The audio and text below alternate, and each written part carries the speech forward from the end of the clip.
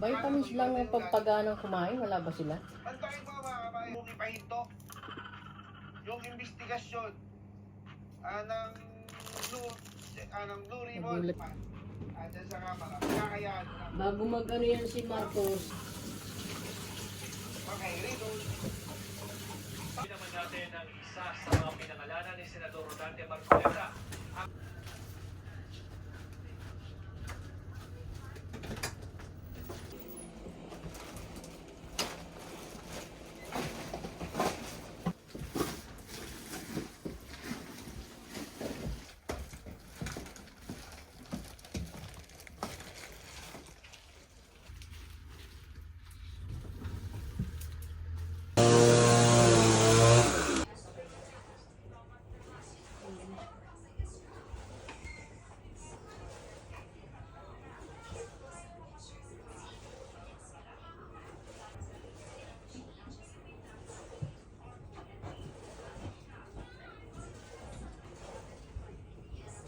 Sa kami, Nay.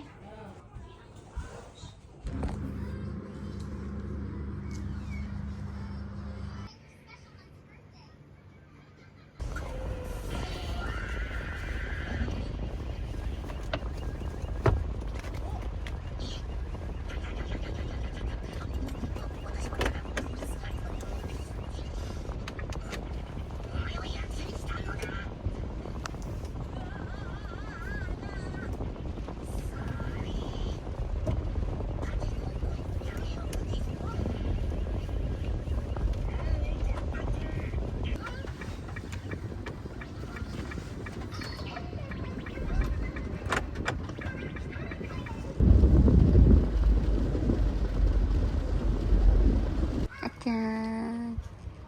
Ano na dyan?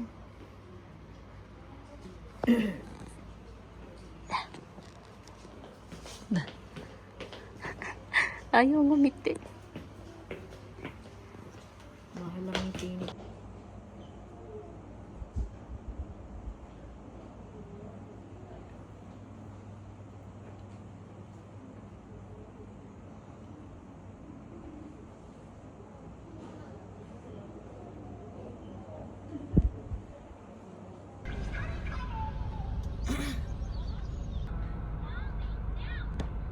Na may aircon eh.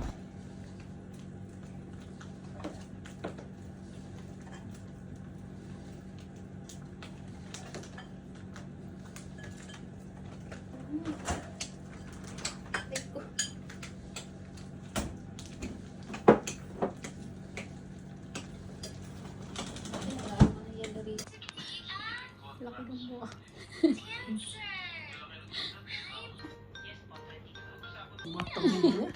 Let's jump like frogs.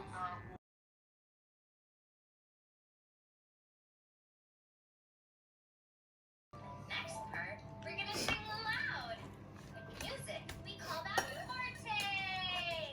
And we're gonna pretend to be bunnies. It's gonna be so much fun. Lahat yung ano, video mo.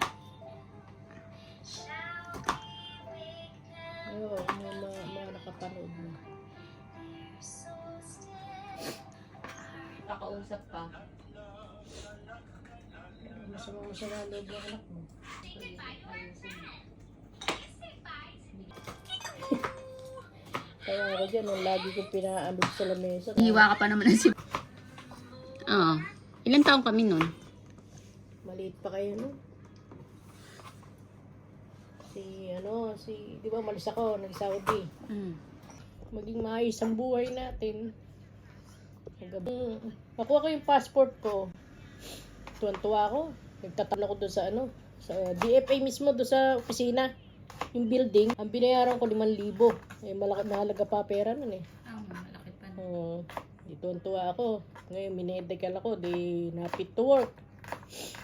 Bago ako umalis, namumroblema na ako dahil alam ko yung hirap ng buhay natin nun eh.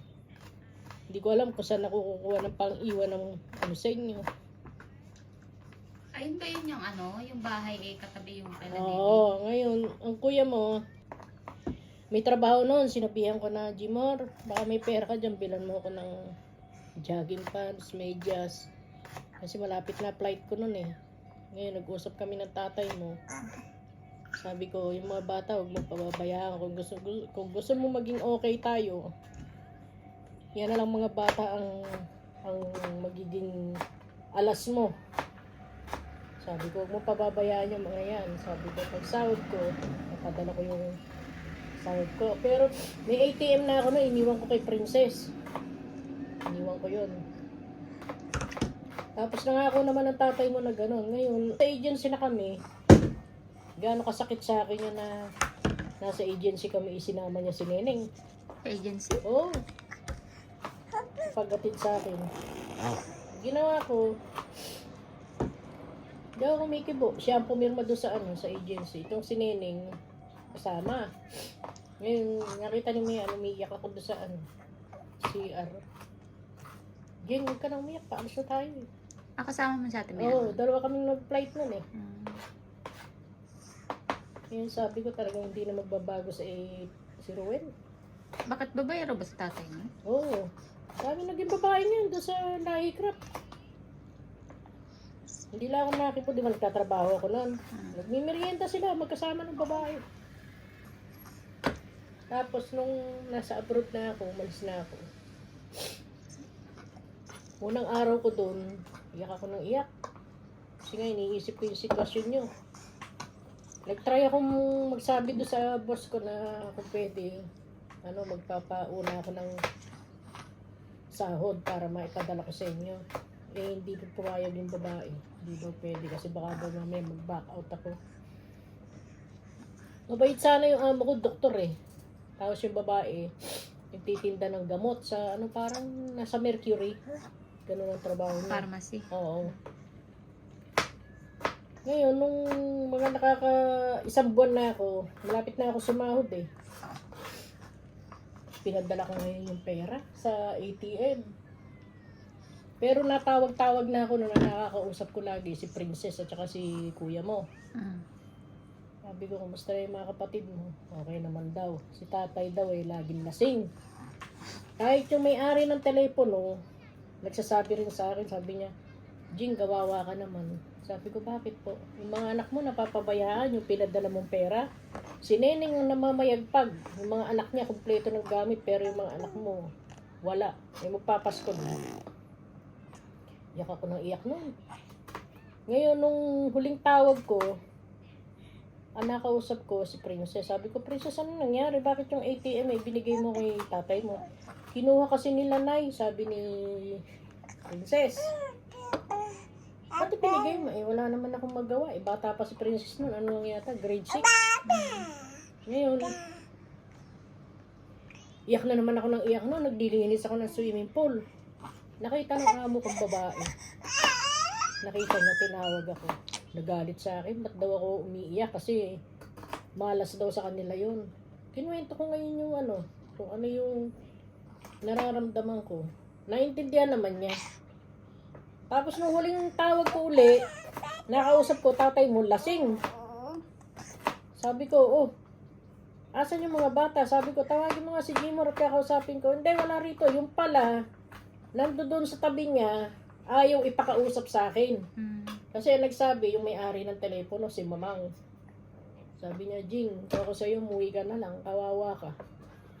Hanap buhay ka ng hanap buhay, pero hindi naman sana sa mga anak mo napupunta. Doon sa babae. Sipin mo gaano kasakit sa akin yun. Naging apektado lahat sa akin. Pati trabaho ko, napapabayaan ko na hanggang sa sinaktan na ako ng amo ko.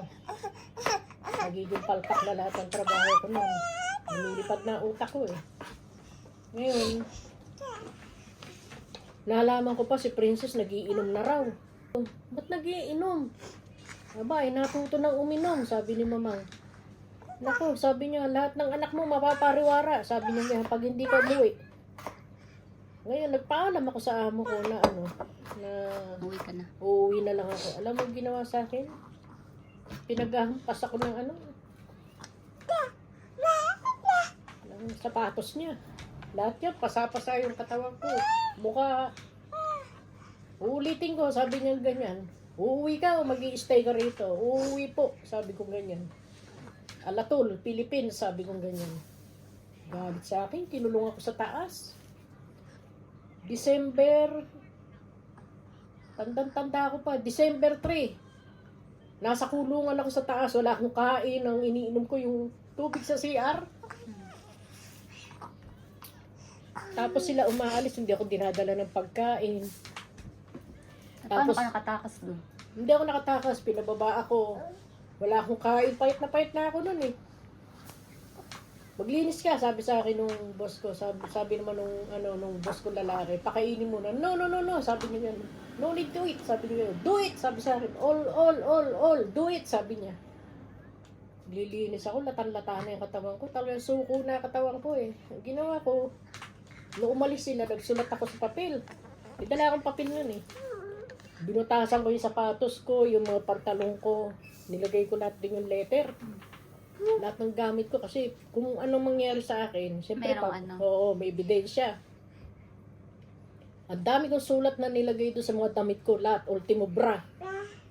Siniksik ko rito, dito, sa sapatos ko, yung binutas ko yung ilalim na gano'n. Andun lahat yung mga nangyayari sa akin. Tapos nung kinulong ako, December 3, pinalabas ako, December 23. Tagal. Oh. 20 days. Latan-lata na ako eh. Wala na, hindi na nila ako makausap. Pero doon sa taas, dumidi pa na akong ganyan. Lagi akong humingi ng lakas ng katawan. Wala akong kain, puro tubig lang. Tumawag ako sa embassy, buti natandaan ko lahat yung yung number. Oo. Eh wala sila. Eh yung nila, may caller ID. Lumalabas doon yung mga tawag, nung na-trace na naman nila, sinaktan na naman ako. Sino raw yung mga pinagtatawagan ko? Hindi ako kumikibo, hindi ako nagdadahilan. Ngayon nung, siguro natakot na rin sila sa akin dahil hindi na ako makatayo eh. Lupay-pay na eh. Tapos ang ginawa ng amo kong lalaki, umakyat. Dinalan ako ng tinapay, saka ubusin ko na raw, wag ko na raw ipakita doon sa amo namin. Mabait pa rin. Oo, mabait yung lalaki. Kamukha nga ni Albert Martinez. Yung pala, yung araw na yun, dadali na ako sa sa embassy. Ay, babalik. Oo. Ngayon, nung ang ginawa nitong babae, mga bandang alas 3 ng hapon, tinawag ako, pinababa ako. Nagtaka siya, malakas ako. Siguro daw, nagnakaw ako ng pagkain sa kusina. Oo, lahat tinapon ko na eh. Inano ko sa inodoro eh, pinlas ko eh. Kasi yun ang utos ng amo ko, wag daw ako mag-iiwan ng ebidensya. Hindi ngayon, bumaba ako. Alam mo ginawa ng amo kong babae, hinubaran ako. Hubot-hubad. Tumalikod yung amo kong lalaki. Tumalikod. Gumanon yung amo kong lalaki, kitang-kita ko sa mukha niya yung awa. Awa niya sa akin. Wala siyang magawa kasi yung mga babae, ron eh, parang batas eh. Ng mga bandang alas 4 na, hindi pinadala ng amo kong babae yung mga gamit ko. Iniwan lahat. Pati pera ko. May pera na ako noon eh. Yung just in case ba na magra-runaway ako, meron akong pera. Magkaroon na naman ng pera ko noon. Nasa 500 real. Tinabi-tabi ko yun. Pagkatapos, nung hapon na yun, sabi sa akin ng lalaki, mag-prepare ka na, prepare yourself. We go to embassy, sabi niya. Alatul, Philippines, sabi niya sa akin. Tuwan-tuwa ako. Really, sir? Sabi ko, I wanna go back in my country. Yes, sabi niya. Sura, sabi niya sa akin. Dalian ko raw. Ngayon, nung ibababa ko na yung gamit ko, binulat-lat ng amo ko yun. Nakita yung pera. Kinuha lahat. Ngayon sabi nung hindi sahod mo yun, diba? hindi nga ibinigay. Ngayon sabi nung amo kong lalaki, kanya yan, ibigay mo para meron siyang budget. No, sabi niya ganyan. Kanila raw yun. Dahil hindi naman daw ako nakakapagtrabaho, nakakulong ako sa taas. Ngayon, hinayaan ko na. Diyos ko, suot ko. Bawal doon yung nakaganito eh. Hindi niya pinasuot sa akin yung abaya. Kaya nung pagdating namin doon sa pulis, nagagalit ngayon yung mga pulis doon. Bakit daw inilabas ako na wala akong Kasi nga nga doon eh. Yung close country. Pinagalitan ngayon yung amo kong doktor. Nagalit ngayon sa akin yung amo kong doktor. Dahil daw sa akin, napapagalitan siya. Hindi ako nangatwiran na doon kasi ayoko nang lumaki issue. Tapos, nung nandoon ako mga alas 5 ng hapon, ang amo ko bumalik sa bahay, bumalik uli alas 9 ng gabi, dala-dala na yung abaya. Abaya lang ang dala. Walang tamit. Gutom na ako kasi wala akong kain. May Pilipino ngayon na yung boss niya ay driver. Nakita niya ako. Kada daan niya doon, bumubulong siya. Pilipina ka? Opo, sabi ko ganyan. Babalik ako sabi niya ganyan. Damputin mo yung papel. Tawagan mo yan, sabi niya sa akin. Maging maalerto ka kasi pag nahuli tayo, pares tayo makukulong, sabi niya. Pagdaan, may binagsak siyang papel na yun, inapakan ko kagad. Tapos pumunta ako ng CR, nabasa ko yung embassy, Philippine Embassy. Tawagan mo yan, sabi niya ngayon, para makuha ka na kagad dito, baka daling ka sa disyerto, raping ka ng mga yan, sabi ganyan. Tawagan mo na agad, sabi niya, gumawa ka ng paraan. Tapos, kumain ka na ba? Sabi niya, balik ulit siya. Nakailang balik siyang gano'n eh. Tapos hanggang sa nagbagsak na siya ng pera, 50 real, nagbagsak na siya. Apakan mo to sabi niya, pabili ka diyan sa mga pulis na yan, pabili mo ng pagkain mo, inapakan ko ulit. Tama-tama yung pulis, sabi niya, Philippine, finish it, sabi niya sa akin. No sir. Hungry? Sabi niya. Yes sir, sabi ko ganyan. Give me a pulos, sabi niya sa akin. Dinukot ko kunwari doon sa sabi niya, you have money sabi niya. Yes, sabi ko. I keep it, sabi ko ganyan. Pangkain ko. Binilan niya ako ngayon ng juice tsaka tinapay. Dumating ngayon yung Pilipina, Indonesia. Basag-basag ang mukha. Gulpi rin. Gulpi, sarado.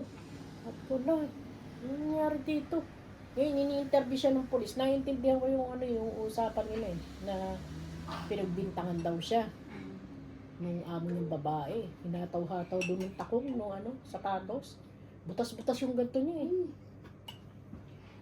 Ngayon, nung kumakain ako, kahit ako siya nakatingin sa akin. Sabi ko, you want? Yes, sabi niya ganyan. Binigay ko. Happy kami doon sa Tapos yung juice, 2 yung binili sa akin, binigay ko sa kanya. Sabi nung sa akin, bakit mo binigay? Hanggang mamaya pa kayo dito, magugutom ka. Sabi niya ganyan. Sabi ko, okay lang. Tapos sabi niya, Pilipini, twice. Sabi niya. Bait daw mga Pilipina. Ngayon, kumain yung babae, Diyos ko, nanginginig. Talagang halata sa kanyang gutom na gutom. Pating na ako doon sa nung binyahe na kami, 3 kaming binyahe. Nininervous ako, tagal namin magbiyahe, nasa 3 oras kami sa disyerto. Diyos ko, dasal ako ng dasal. Sabi ko, Diyos ko po, sabi ko ganyan, pangalawang buhay ko na to, ibigay niyo na po sa akin, sabi ko. Kasi kawawa yung mga anak ko, sabi ko. Ngayon yung babae, huwag daw ako umiyak kasi baka daw makita ko nila. Makikita raw na na parang mahina ang Pilipinas. Hindi ko mapigilan. Dasal ako ng dasal. Pumunta kami ngayon sa isang lugar na parang building ba siya? 3 building na ganun. Tataas. Naririnig ko may mga Pilipina. Ayan, may dumating na naman. Natuwa na ako. Sabi ko, ano to, kulungan? Nung pagpasok namin doon sa yung Araba, inubaran ako. Iniregla pa ako nun. Nung nakita niya may dugo yung ko, takot sila sa dugo eh. Sabi, no. Sabi niya, wearing your panties? Sabi niya. Ayun na. Masok na ako sa loob. Nakikita ko yung mga Pilipina, nakaganon na. Uy, dito ka. Sabi sa akin. Sabi ko, saan ba ako? Kasi ang daming kwarto-kwarto, iba-ibang lahi. Dito ka, Christian ka? Sabi niya ganyan. Opo, sabi ko, dito ka. Alam mo yung Alam mo yung binebenta ka? Ano ba yung kulungan na yun? Ano na yun, yung doon na ikukulong yung mga babaeng na stranded. Tapos ipapadala na sa Pilipinas? Hindi pa. Dadaling ka pa doon sa pinaka-embassy. Doon ka na mag-aantay ng Ang tagal ko ron. Siguro inabot ako ng 6 na buwan. Tapos may matanda ron na bedridden na. Nagpayaman lang daw, tsaka sumurrender. Kumbaga may pabrika na siya eh. Matanda na. May sakit, hindi makabangon. Naging katabi ko siya. Sabi ko, ano po ba ang masakit sa inyo? Sabi ko, Pilipina? Oo, Pilipina. Sabi niya, nangihina ako. Hindi ko alam kung anong gagawin ko. Sabi niya ganyan. Araw-araw, hinihilot ko siya araw-araw. Buong katawan. Hanggang sa nakalakad siya. Nakalakad. Ngayon, nung sa araw-araw na ginawa ng Diyos na gano'n, ang dami ko nasasaksihan doon. Merong nagbigti. Merong Hinang-hinaya. merong kinuhang Pilipina doon sa loob namin. Pagdating, puro paso ng sigarilyo. Ang daming lakay dito sa likod. Hinahagupit. Yun daw nahulihan daw na nagiinom ng alak. Bawal yun dun eh. Kaya ang ginawa ng babae yun, nagbigti. Patay sa CR. Ako pa nakakita. Tapos ang ginagawa ko, yung mga nai-stranded doon na pauwi na, doon kasi sila nag-i-stay eh. Mga 1 week sila ron, naantayin yung ticket. Ako naglalaban ng mga damit nila, binibigyan ako ng pera. Bawat isang pantalon, 5 real, hanggang sa nakaipon ako. Kaya nung pag-uwi ko, meron akong pera dala nun. Nung nandun ako sa amo ko, nung kinulong ako, akala ko katapusan ko na eh. Dumidi pa ako sa Ibig sabihin, mabait pa pala yung amo mo at hindi ka hinahagupit, no? Hindi. Wala naman akong kasalanan eh. Hindi pa ako finish contract. Nagustuhan ako nung anak nila. Yung anak niyang bunso na kasing laki ni Mikuro.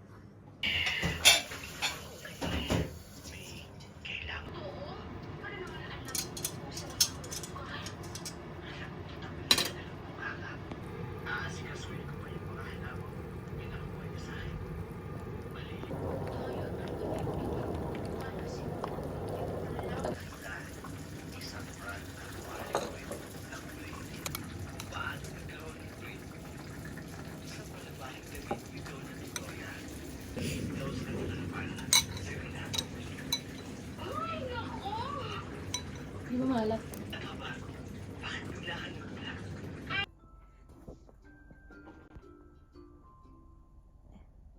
in the box? What could